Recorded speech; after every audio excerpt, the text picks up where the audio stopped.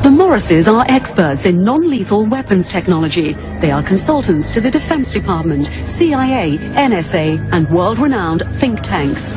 The technology necessary to project three-dimensional images to a point in space requires no new breakthroughs in science.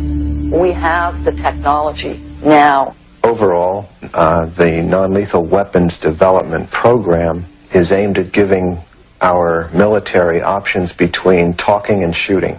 Specific system development, we really can't talk about.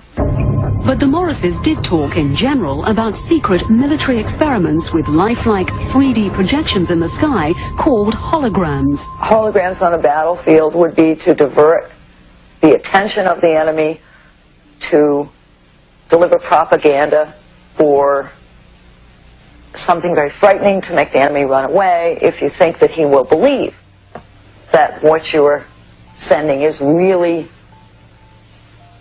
an angel, a devil, a UFO.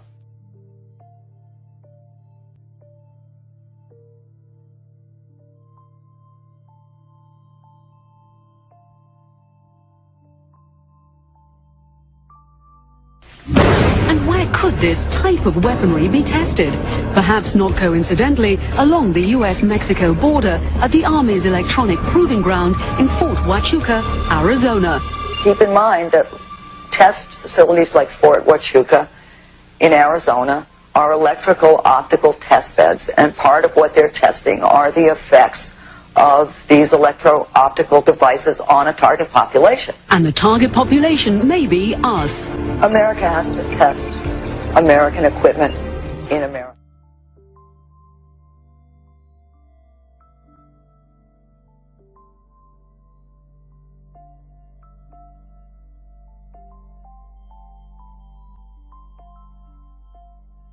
The ultimate weapon in the info war would be so secret, so invisible, so undetectable, you would never know your mind was under attack.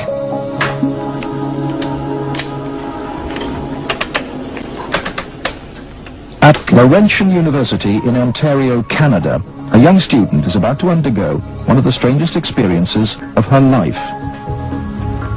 They're hooking Denise's brain up to an electroencephalograph, or EEG machine. For 30 to 40 minutes, this will monitor her brainwaves, while these electric coils attached on either side of her head will immerse her brain in an electromagnetic field. Her brain actually completes the circuit between the two coils. The field pulsing through her brain is less powerful than one given off by a digital clock radio, but acutely controlled and focused at specific parts of the brain, it will open Denise's mind to outside suggestion by this man. We're going to do a switch to see if it's right or left hemisphere. Use your final tempo. Dr. Michael Persinger is a professor of psychology and neuroscience.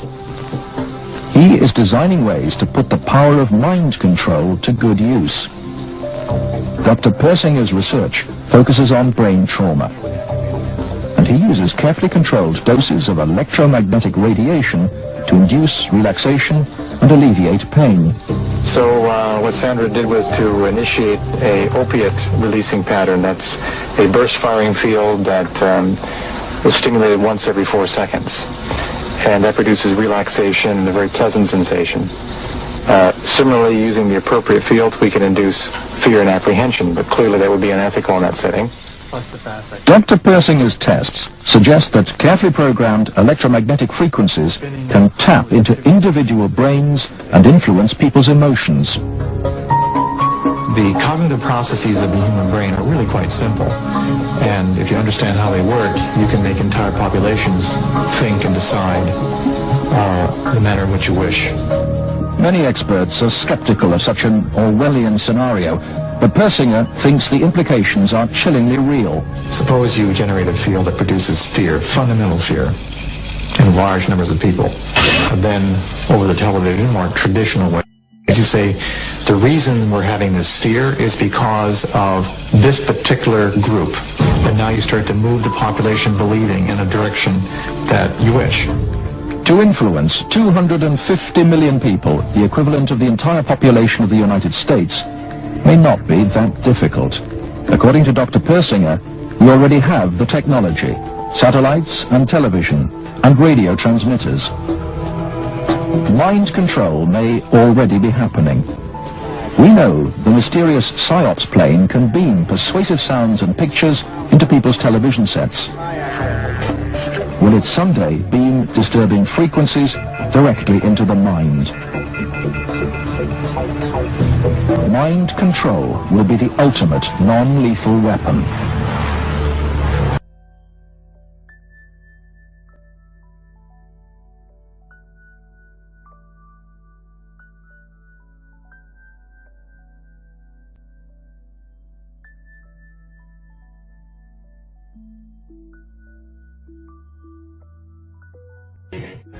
Most people kind of in the back of their mind know there's something going on, but it doesn't have anything to do with football or basketball or paying my rent, so I don't want to fool with it. It's not important. Yeah, but everybody kind of feels there's something going on. Yeah, because most people live in a box, and they don't want to come out of the box. No doubt about it. They open the lid every so now and again and just peep outside and they close it. Yep.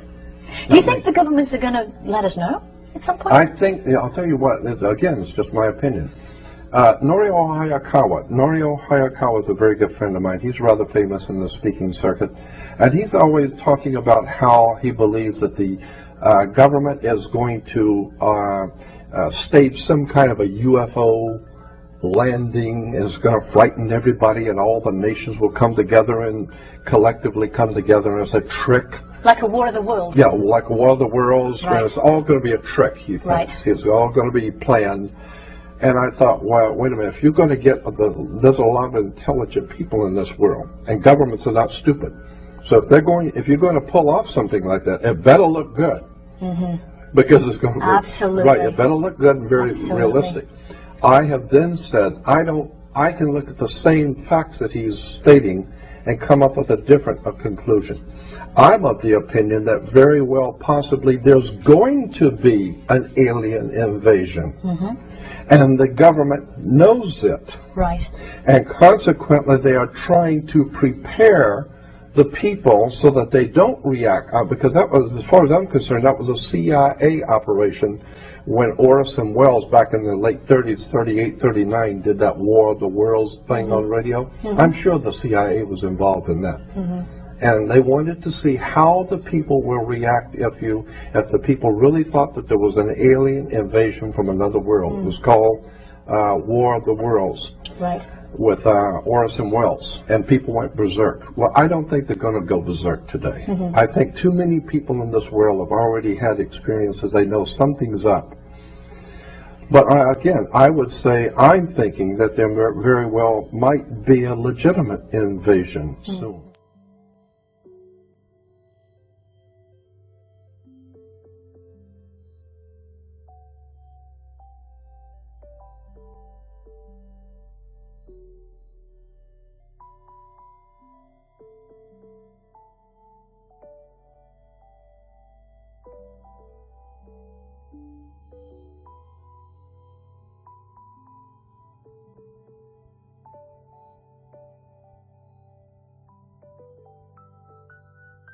Project Blue Beam is a top-secret operation of the National Aeronautics and Space Administration, also known as NASA, of the United States of America. The goal of Project Blue Beam is to implement a New Age religion, with the Antichrist at its head, and to create a new world order, via a technologically simulated second coming of a new Messiah.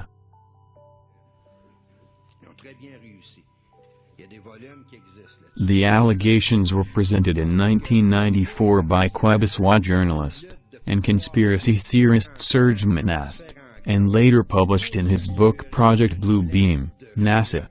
In the 1970s and 1980s, Monast was a journalist, poet, and essayist. He was an active member of the Social Credit Party of Canada.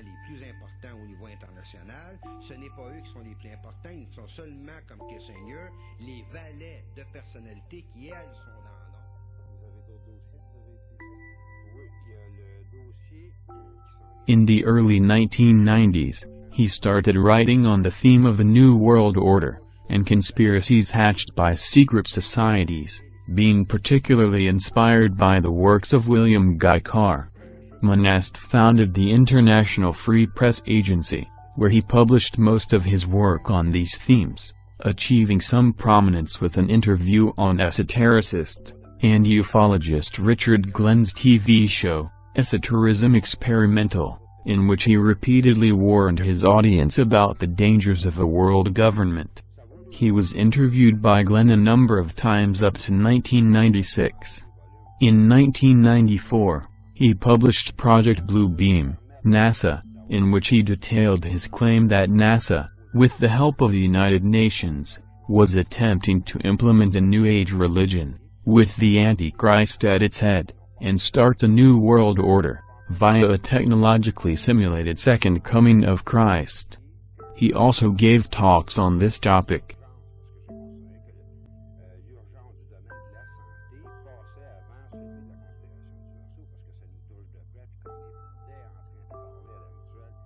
We have before us the opportunity to forge for ourselves and for future generations a new world order, a world where the rule of law, not the law of the jungle, governs the conduct of nations.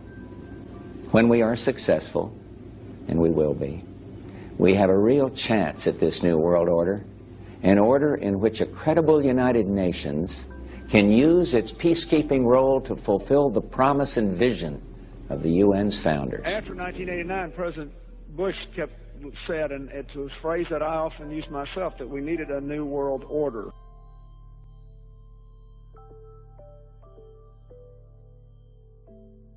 During the conflict with Saddam Hussein, which he handled so superbly in a short-term sense, we kept talking about a new world order.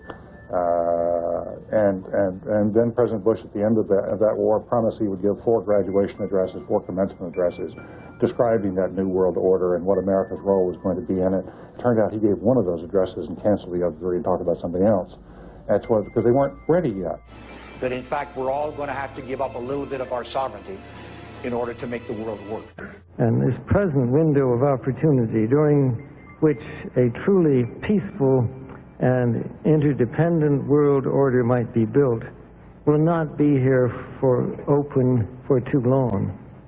Already there are powerful forces at work that threaten to destroy all of our hopes and efforts to erect an enduring structure of global cooperation. Are you optimistic a global system can happen from what we've heard so far? It could happen, and in fact it's in the works. By 1995 and 1996, Monast said he was being hunted by the police and authorities for involvement in networks of prohibited information. He had homeschooled his 2 children, who were then taken away, and made wards of the state in September 1996 so that they would receive a public education. Serge Monast died of a heart attack in his home in December 1996, at the age of 51, the day after being arrested, and spending a night in jail. His followers claim his death was suspicious, suggesting he was assassinated by psychotronic weapons to keep from continuing his investigations.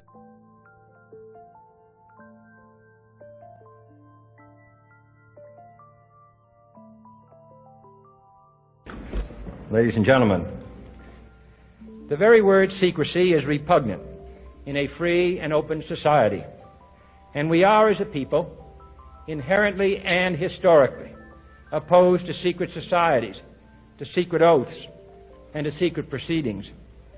We decided long ago that the dangers of excessive and unwarranted concealment of pertinent facts far outweighed the dangers which are cited to justify it.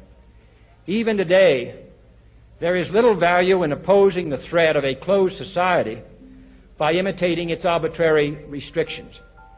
Even today, there is little value in ensuring the survival of our nation if our traditions do not survive with it. And there is very grave danger that an announced need for increased security will be seized upon by those anxious to expand its meaning to the very limits of official censorship and concealment. That I do not intend to permit to the extent that it's in my control. And no official of my administration, whether his rank is high or low, civilian or military, should interpret my words here tonight as an excuse to censor the news, to stifle dissent, to cover up our mistakes, or to withhold from the press and the public the facts they deserve to know. For we are opposed around the world by a monolithic and ruthless conspiracy that relies primarily on covert means for expanding its sphere of influence, on infiltration instead of invasion, on subversion instead of elections, on intimidation instead of free choice, on guerrillas by night instead of armies by day. It is a system which has conscripted vast human and material resources into the building of a tightly knit, highly efficient machine that combines military, diplomatic, intelligence, economic, scientific, and political operations. Its preparations are concealed, not published. Its mistakes are buried, not headlined. Its dissenters are silenced, not praised. No expenditure is questioned, no rumor is printed, no secret is revealed. No president should fear public scrutiny of his program, for from that scrutiny comes understanding, and from that understanding comes support or opposition, and both are necessary. I am not asking your newspapers to support an administration, but I am asking your help in the tremendous task of informing and alerting the American people. For I have complete confidence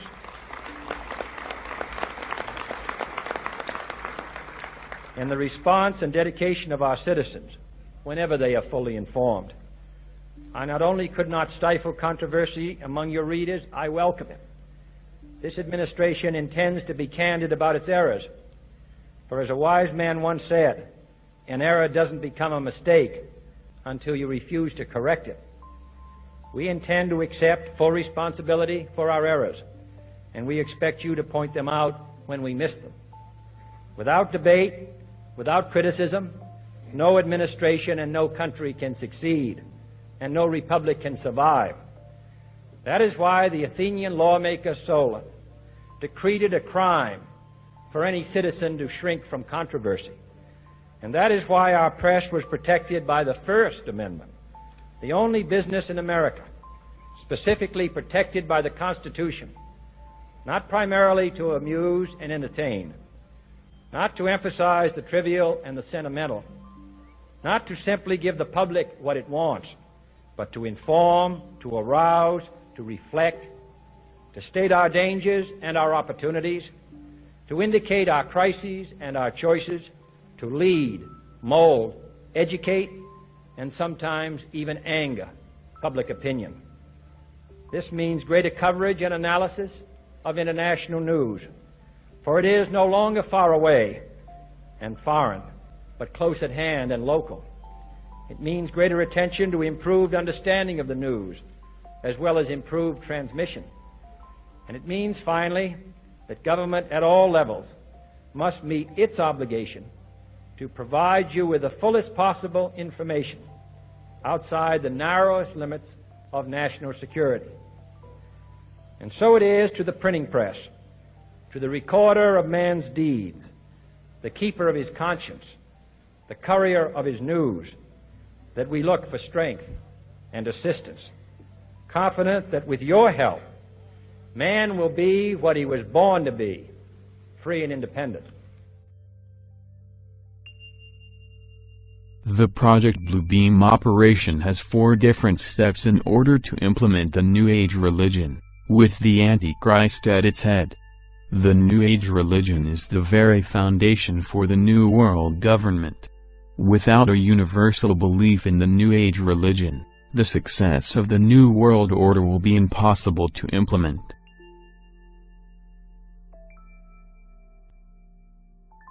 We all worship the same God, Christian and Muslim? I think we do.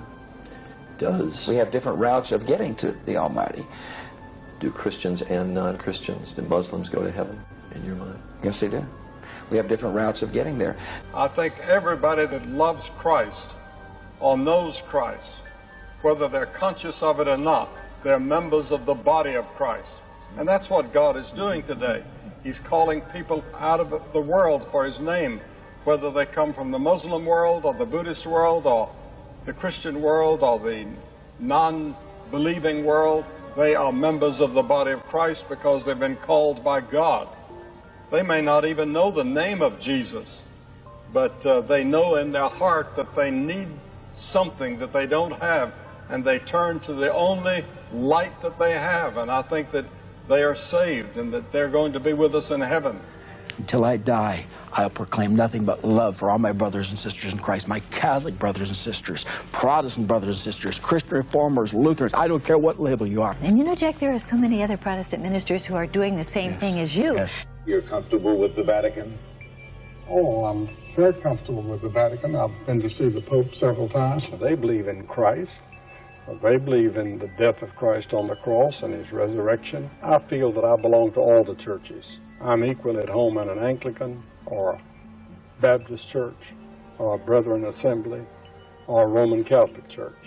You know what, we don't all have the same views, and I realize Mormonism is not traditional Christianity, but I'm probably a little broader and more open in the fact that when somebody loves Jesus and believes they're the Son of God, that's good for me. Robert McGinnis with the Family Research Council says it appears the hidden agenda is to unite people under one religious organization so they will peacefully accept UN goals such as population control, abortion rights, and one world government. The Blue Beam Project will pretend to be the universal fulfillment of the prophecies of old, as major an event as that which took place 2,000 years ago. This one God will in fact function as the Antichrist, who will explain that the various scriptures have been misunderstood, that the religious of old are responsible for turning brother against brother, nation against nation, that the religions of the world must be abolished to make way for the Golden Age, New Age, of the one world religion, representing the one God they see before them. Naturally, this superbly staged, full-scale production will result in social and religious disorder on a massive scale.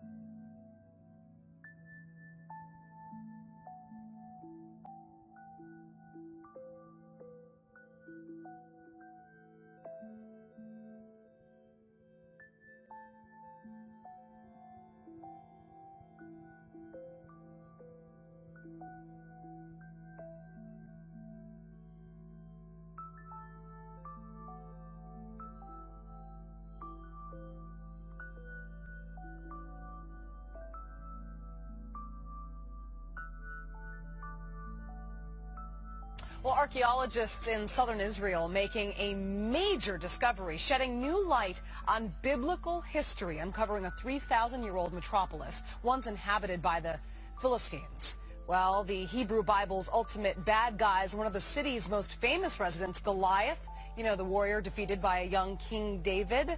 Joining me now on the phone, the archaeologist in charge of the dig, Aaron Mayer, joins me now. What an exciting find for you, and I understand that you led this dig, one of the many archaeologists that have apparently excavated some pretty compelling evidence.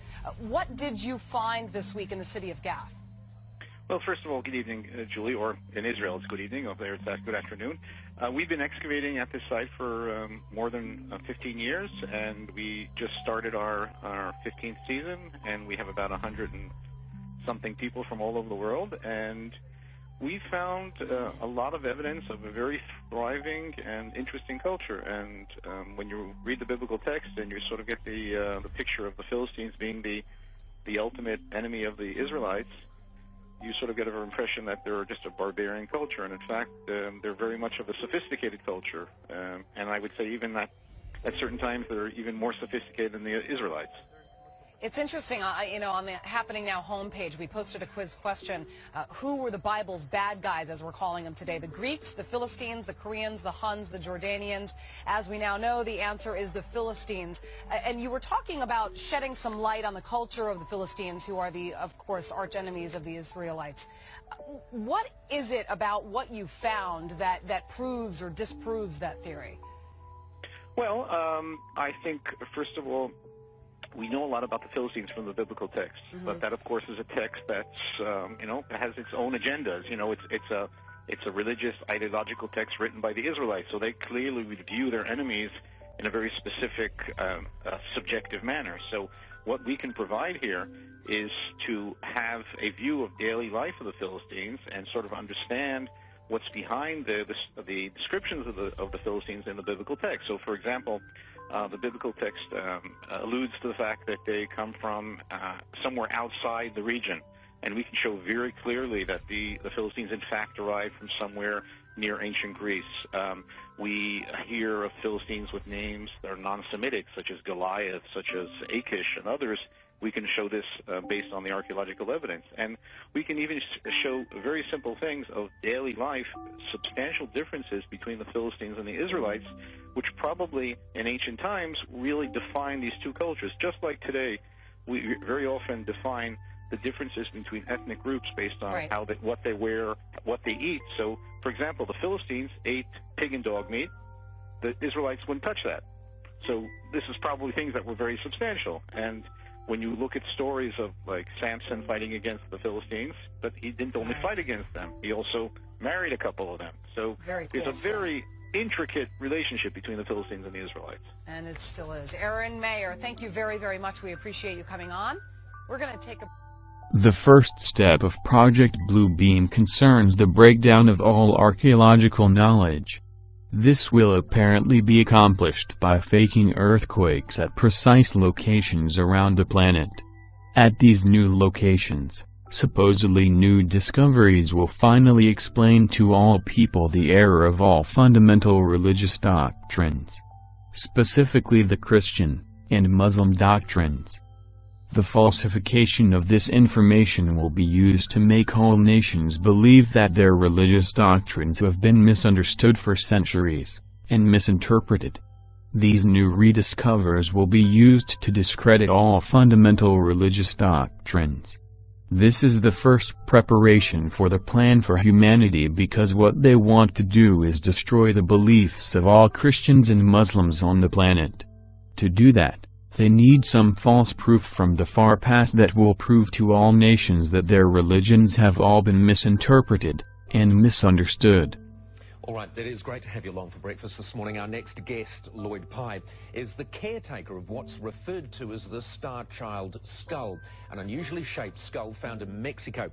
Now, he's in the country in New Zealand this week raising money to research the skull's origins, which he believes could be alien. Lloyd Pye is with me.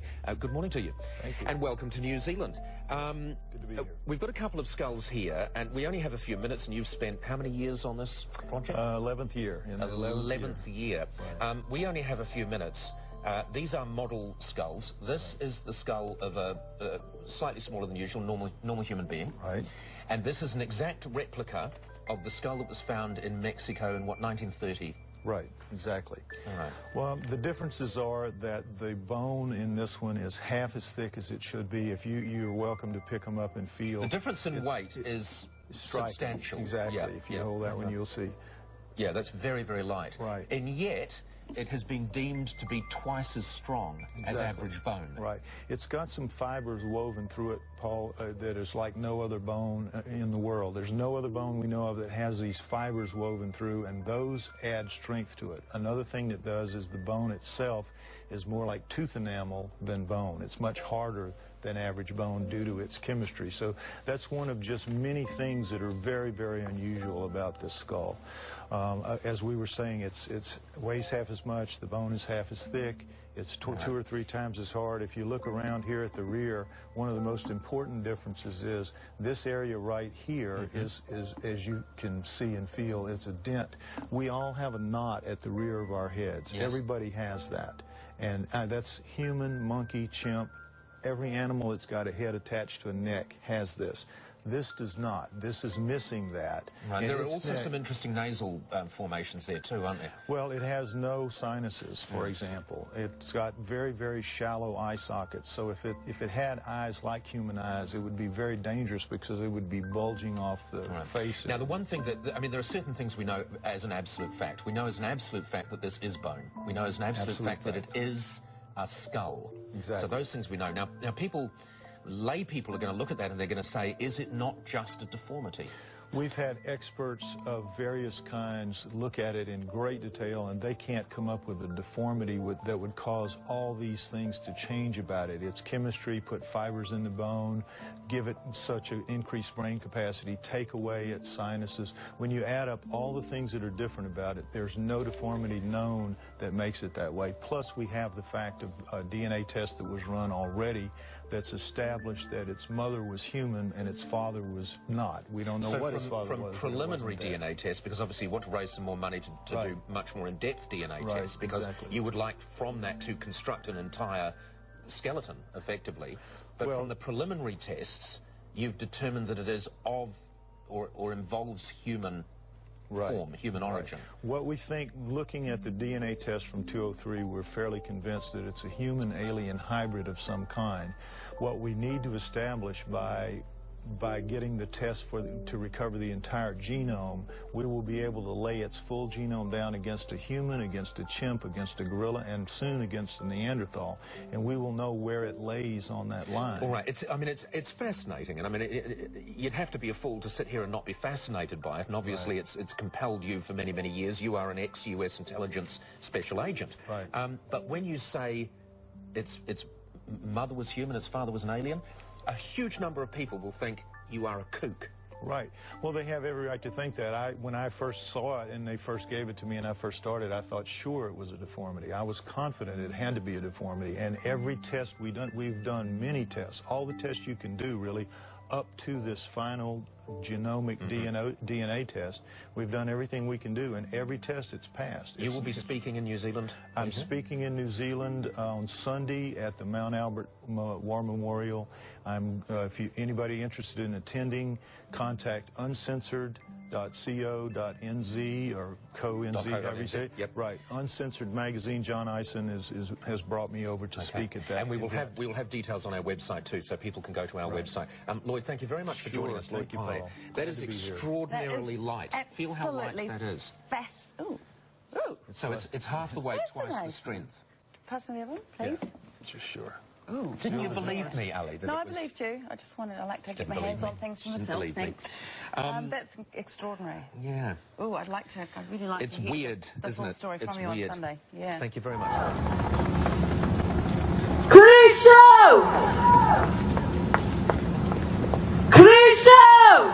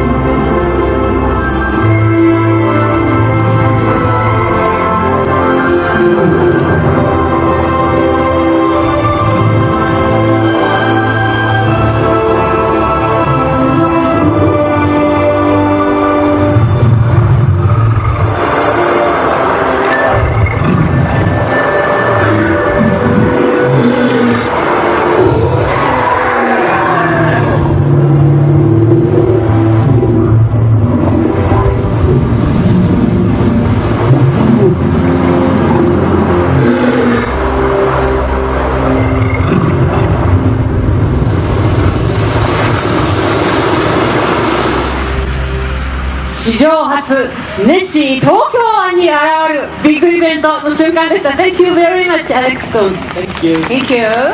さあ。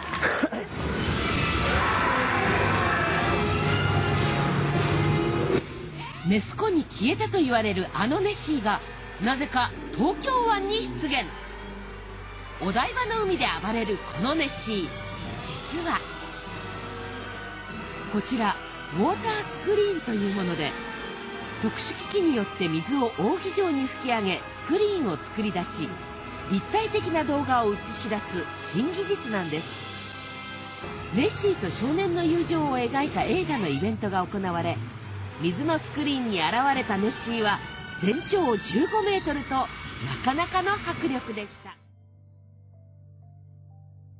The second step of Project Blue Beam involves a gigantic space show with three-dimensional optical holograms, sounds, and laser projections of multiple holographic images to different parts of the world, each receiving a different image according to the predominating regional national religious faith. This new God will be speaking in all languages. At the end of this light show, the gods will all merge into one God, the Antichrist. These holographic images will be projected from space-based laser-generating satellites, beaming simultaneous images to the four corners of the planet. We see tests of these holographic images every once in a while.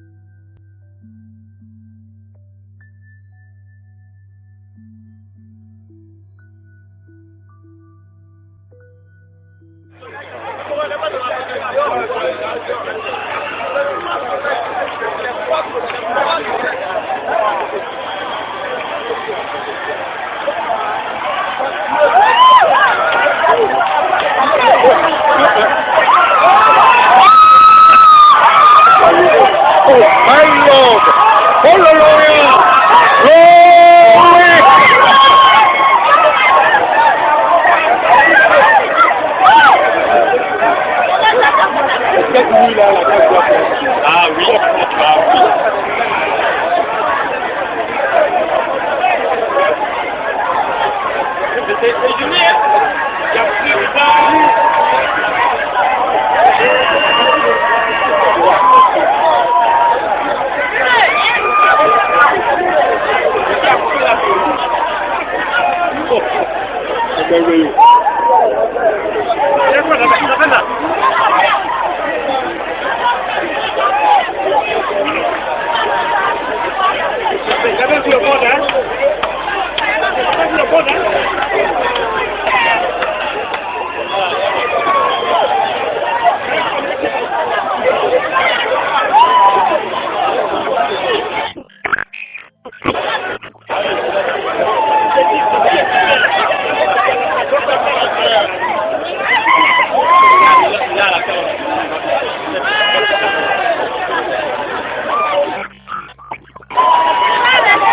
Monsieur Philippe, non. C'est vrai que non, Dieu, il s'est levé de côté.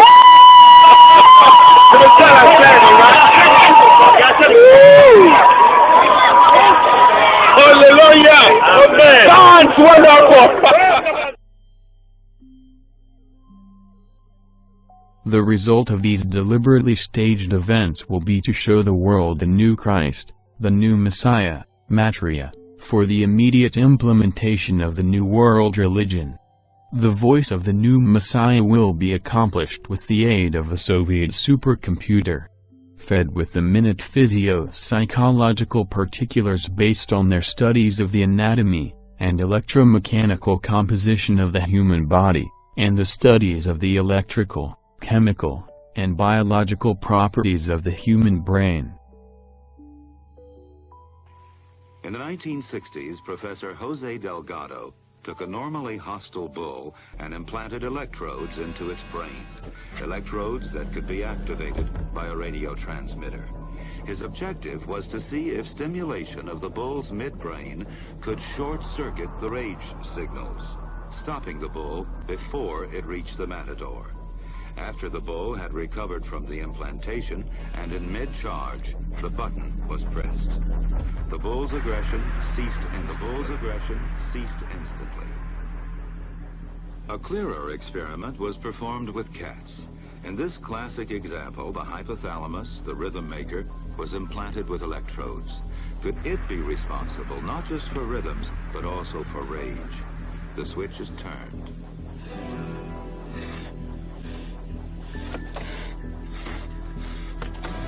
Then the switch is turned off. So indeed, the hypothalamus does control certain types of aggression. This is CIA Director David Petraeus in a speech he made, or a talk he talked about the Internet of Things. This is what he said.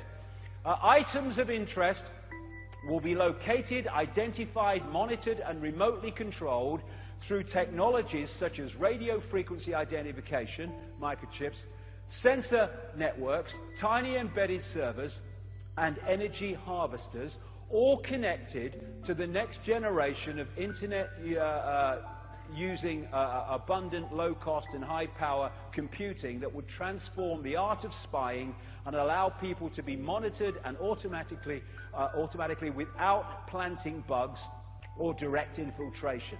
He said that this involved new technologies which added processors and web connections to previously home appliances like fridges, ovens, lighting systems. Remember that for a second.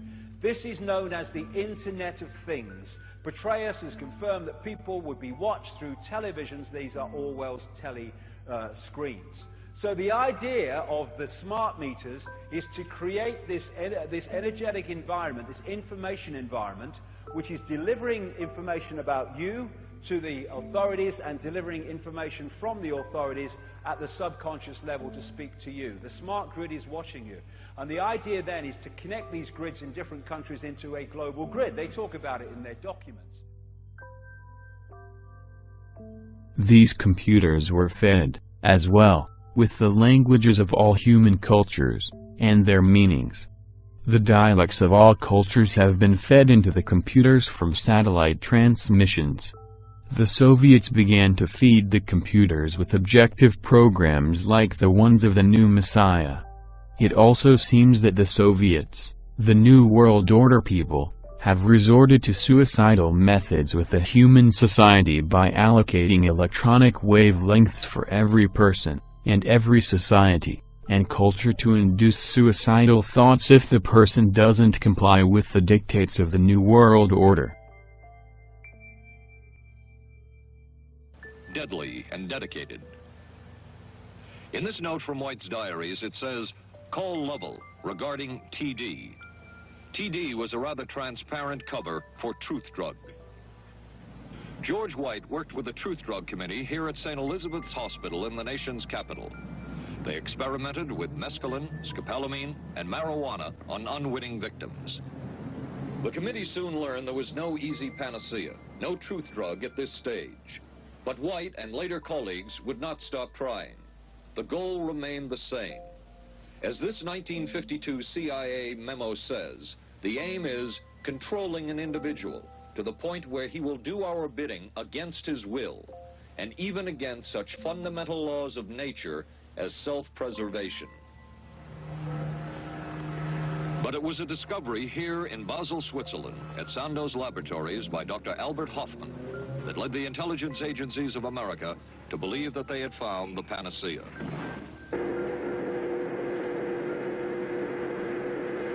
The discovery was lysergic acid diethylamide, LSD. From a previously classified deposition of Dr. James Cattell, who administered the mescaline derivative, on the purpose of the drug testing, to produce symptoms similar to those that you see in schizophrenia, on how much the patient knew about all this. We didn't delineate all the possibilities of what might happen, because then you contaminate your experiment. Cattell then relates that he never even knew what drug he had given Harold Blauer because of the secrecy of the Army experiments. We didn't know whether it was dog piss. This was secret. This was a secret. We weren't in on it. We asked Blauer's daughter Elizabeth for her reaction. What? How can anybody react to that? I mean, that is so far from what you'd expect from a human being, never mind a doctor, never mind a professional specialist who's supposed to care about people's minds.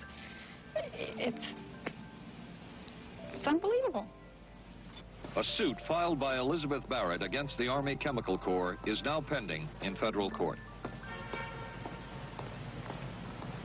Other Army experiments continued on mental patients around the country. Work done at the Tulane Medical Center in New Orleans involved several drugs, hallucinogenics, and electrodes implanted in the brain. The chief researcher was Dr. Russell Monroe, now head of the psychiatry department at the University of Maryland. These are various progress reports written by Dr. Monroe and recently obtained by ABC News.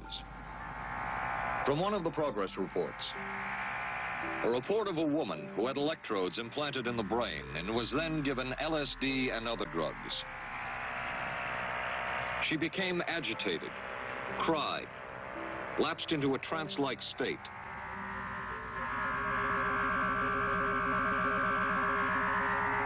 Felt as if she were about to have a convulsion, experienced waves of darkness and light,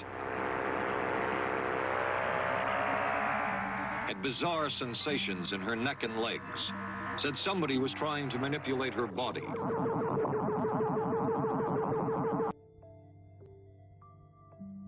The third step of Project Blue Beam deals with telepathic electronic two-way communication, where ELF, extra low frequency, VLF, very low frequency, and LF, low frequency, waves will reach each person from within his or her own mind, convincing each of them that their own God is speaking to them from the very depths of their own soul.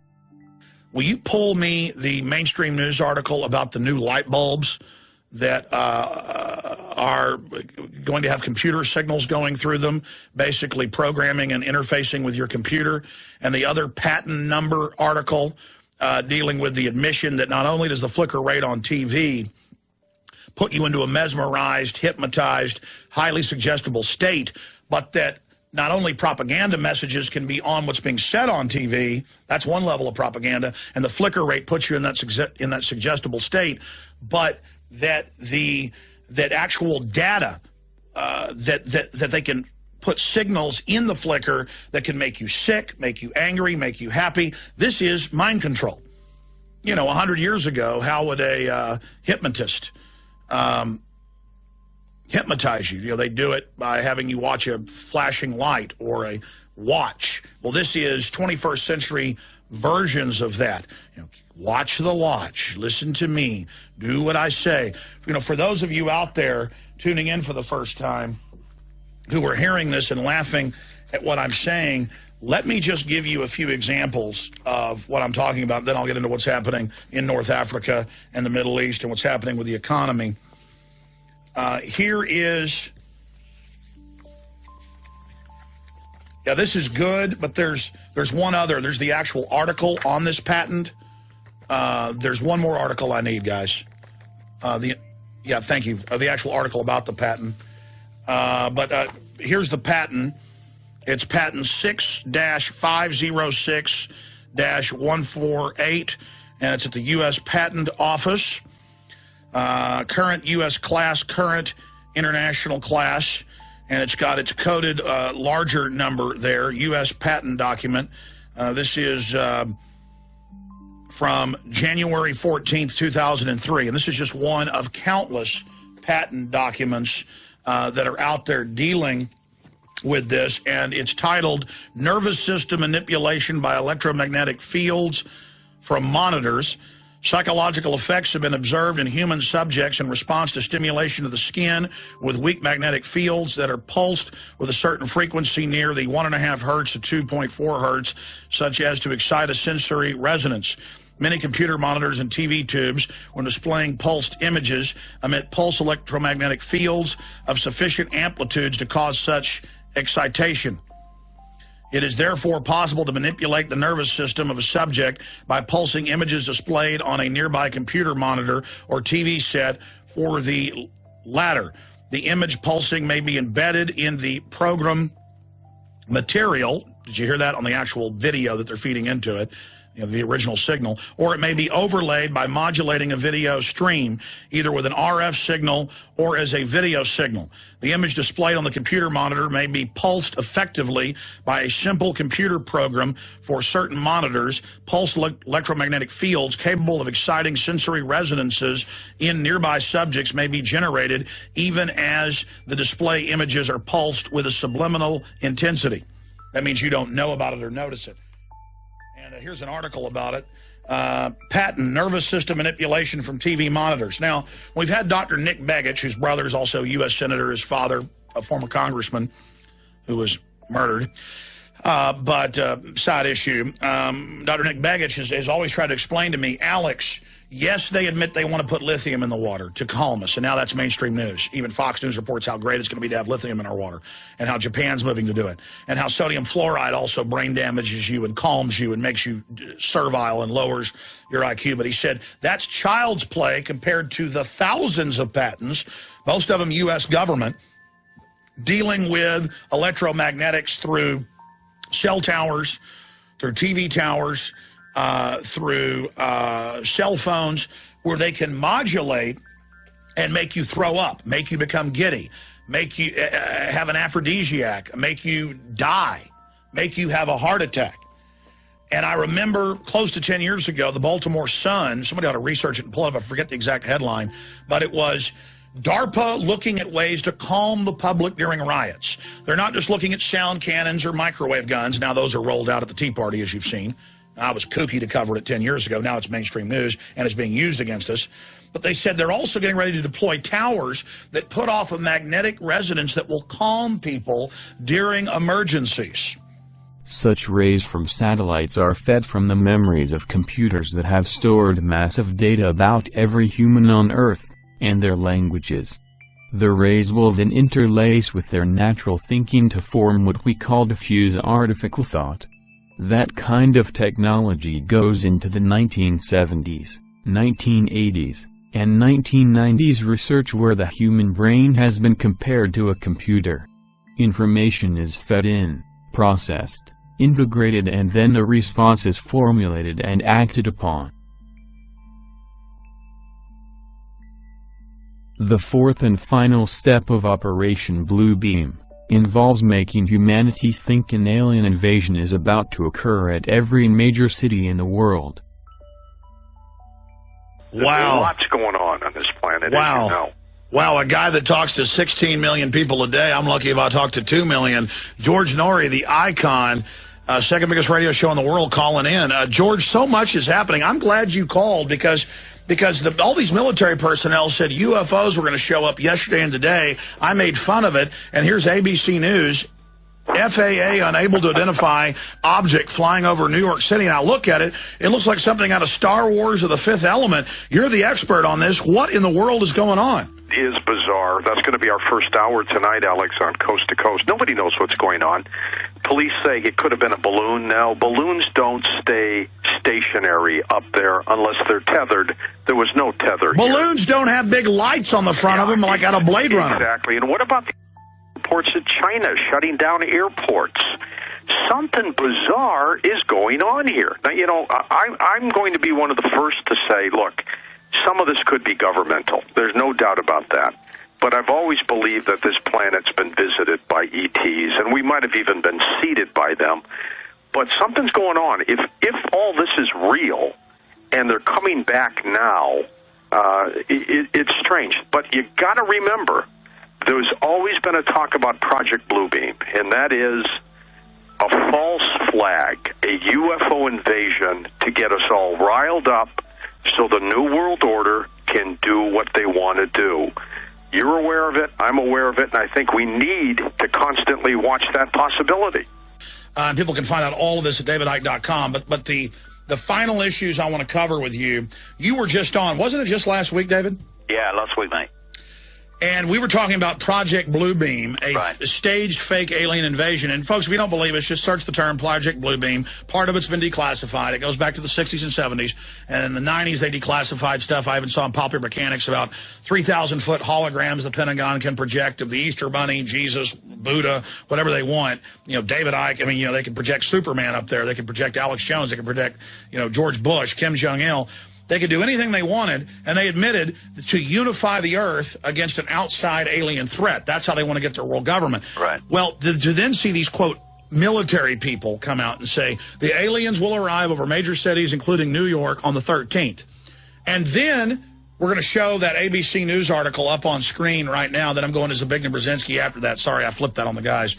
FAA unable to identify object flying over New York City, and it looks like something out of you know, Star Wars / The Fifth Element, hovering with, you know, lights on it and everything.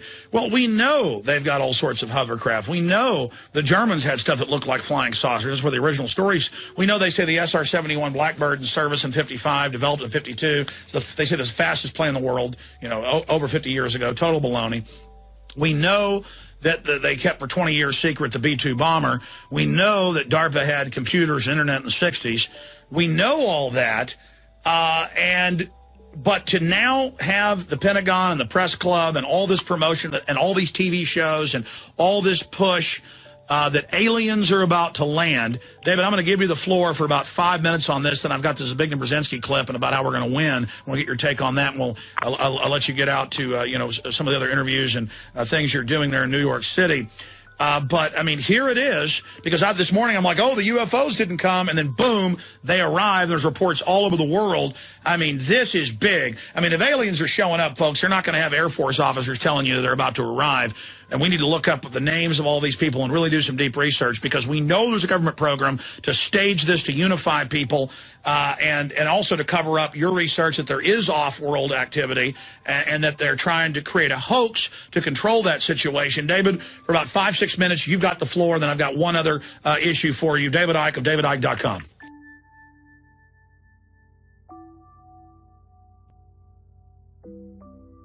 Slowly over time, the New World Order has been trying to convince the masses through conditioning that aliens are real, and are visiting our planet. As part of the Iron Mountain Report, supposedly commissioned by the United States government in the early 1960s, a possible alien threat scenario was envisioned in this report as a means to uniting the masses together against an alien invasion. Slowly the masses have been exposed over time to the possibility of aliens inhabiting our universe. The movie Independence Day was the first to forward this notion, along with Battle, Los Angeles and many others. Manufactured UFO sightings and spacecrafts have been seen for decades and have been increasing in numbers in recent years and months. We have astronauts and military departments from all across Europe and even here in the United States disclosing possible UFO sightings and encounters in a concerted effort to convince us that aliens are real. We even have the Pope and the Vatican's astronomy experts telling us that aliens are real. More secure for you and your children. I couldn't help at one point in my discussions privately with General Secretary Gorbachev, when you stop to think that we're all God's children wherever we may live in the world, I couldn't help but say to him, Just think how easy his task and mine might be in these meetings that we held if suddenly there was a threat to this world from some other species, from another planet, outside in the universe. We'd forget all the little local differences that we have between our countries, and we would find out once and for all that we really are all human beings here on this earth together. But there are no aliens there. So then when the Roswell thing came up, I knew we'd get, gazillions of letters. So I had all the Roswell papers reviewed, everything. If you saw that there were aliens there, would you tell us? Yeah. You would? I would. Well, I think, look, what do we know? We know now we live in an ever-expanding universe. We know that there are billions of stars and planets literally out there, and the universe is getting bigger. We know from our fancy telescopes that just in the last 2 years, more than 20 planets have been identified outside our solar system that seem to be far enough away from their suns and dense enough that they might be able to support some form of life. So it makes it increasingly less likely that we're alone. Oh, you're trying to give me a hint that there are aliens. No, I'm trying to tell you I don't know. Oh. But if we were visited someday, I wouldn't be surprised. I just hope that it's not like Independence Day. Yeah, right.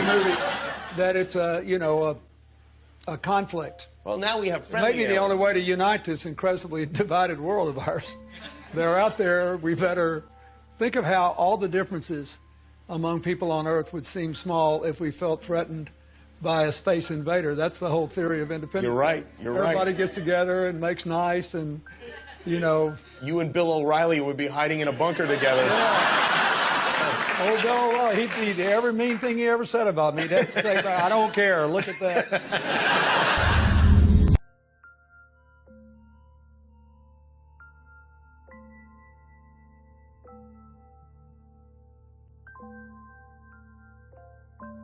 American presidents, key politicians and connected insiders have publicly wondered about mankind's fate if the planet was attacked by alien forces without provocation. Would such an attack, such as the one depicted in the science fiction classic movie, Independence Day, result in a one-world government? In this final phase of the plan, it will be made clear to the people that an alien invasion is imminent and the consolidation of government, religion, military and economic institutions will be needed for mankind to survive. This false attack is a way to push each major nation into using its nuclear capability to strike back. In this manner, it would put each of these nations in a state of full disarmament before the United Nations takes over. The U.S. presidential motorcade arrives at the United Nations, passing the ever-present groups of demonstrators assembled on the other side of the road. A sense of anticipation in the General Assembly chamber, and a warm reception for Barack Obama as he walks to the podium, his wife seated among the heads of state and dignitaries. The time has come for the world to move in a new direction. We must embrace a new era of engagement based on mutual interest and mutual respect, and our work must begin now. And the president outlined his vision of a new world order in which the U.S. would participate fully, one rooted on 4 basic principles: non-proliferation and disarmament, the promotion of peace and security, the preservation of our planet, and a global economy that advances opportunity for all people. UN Secretary General had opened proceedings, sticking to his allotted time, calling for international unity. If ever there were a time to act in a spirit of renewed multilateralism, a moment to create a United Nations of genuine collective action, it is now. Now is our time. A time to put the united back into the United Nations. United in purpose, united in action. And a reminder that this UN building is due to be closed for renovation at the end of these proceedings. Our common ambition is to make this outward renovation the symbol of inward renewal. A renewal, importantly, in which the United States says it is willing to both lead and be part of. Mike Hanna, Al Jazeera, at the United Nations in New York. Paradoxically, this moment of crisis is also one of great opportunity. And you know, I've been here quite often. You mean to this table? At this table. And excessive optimism is not my distinguishing trait. No, it's not. But so there is excessive optimism now? No, I don't think there's excessive optimism. Okay, well, you moderate optimism. I think that when the new administration assesses the position in which it finds itself, it will see a huge crisis and terrible problems. But it can, I could see that it sees a glimmer in which it could construct an international system out of it. If you look back to the end of the Second World War, many people now think that the period between 1945 and 1950 was in many ways the most creative period or one of the most creative periods of American foreign policy. But it started with chaos and fear of Russian invasion of Europe and governments that were very weak and people who were very So the United Nations came out of that, the Marshall Plan came out of that. That's right, and NATO came out of that, and later the Truman Doctrine came out of that later. Right. There is opportunity in the crisis because, repeat it for me, because? I think because when you look at the medium-term interests and the long-term interests of the key players, India, China, Russia, America, Europe, they really are importantly parallel. That we should not look at this current situation from a posture of being paralyzed by the symptoms of crisis. Fair enough. Within the crisis, there is opportunity. But when you talk about a new structure, I'm not sure you've used the term new world order. I mean, what is it? Is it simply a world order that's defined by new interest and new mutuality of interest? Well, that's certainly how you have to start. And I know the view that you start by converting the whole world to our political philosophy. I don't think that can be done in 1 or 2 terms of an administration. That's a historic process that has its own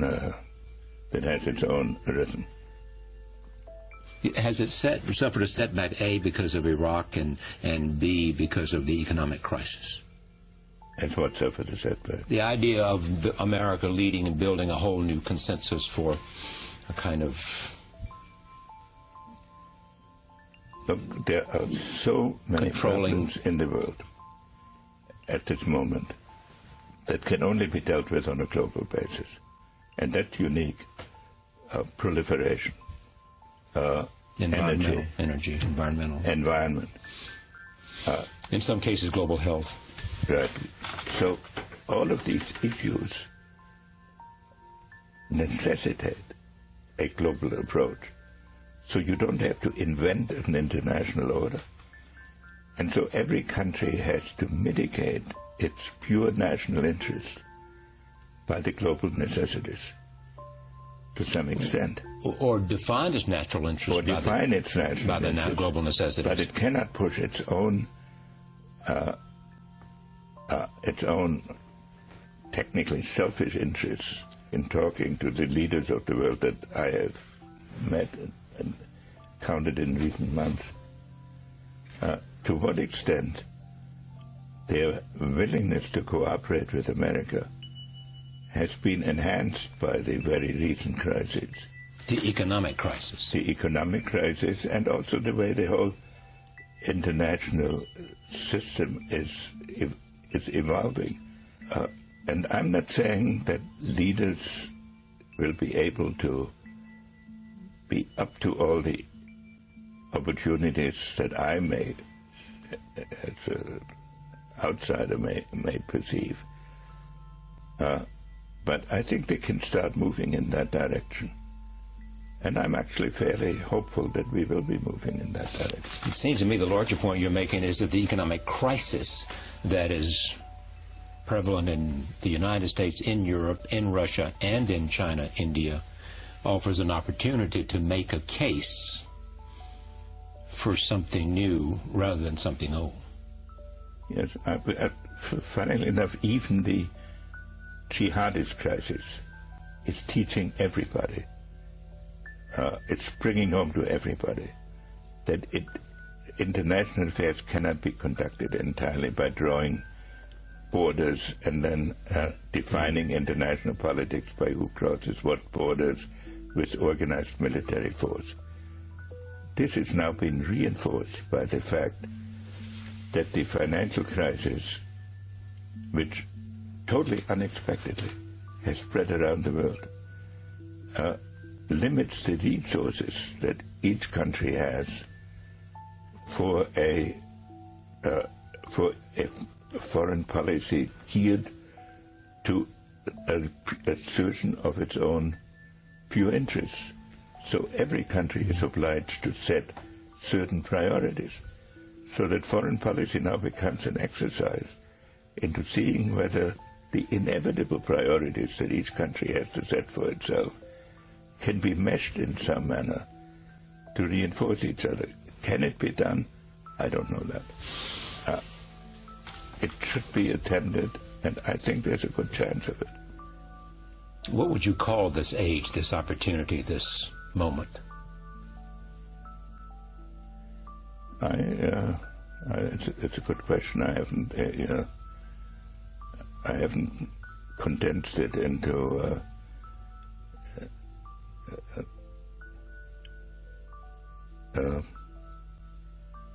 maybe the age of compatible interests.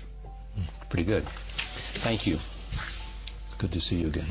Great pleasure to be here. Henry Kissinger, back from Russia. Many questions about Russia we didn't get to. The relative power of Medvedev and Putin and all of that in terms of Russia and its internal questions as well. But this evening, a look at how the world might be.